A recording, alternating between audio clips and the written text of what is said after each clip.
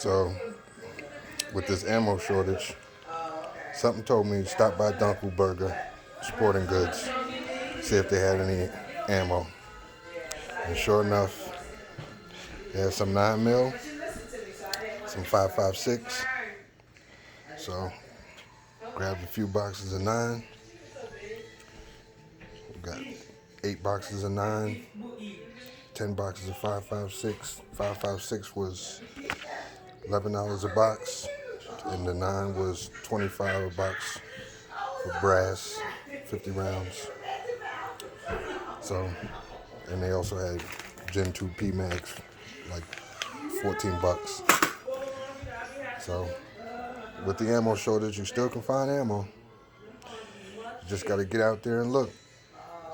Ordering online. If you do get it, it might be a little light.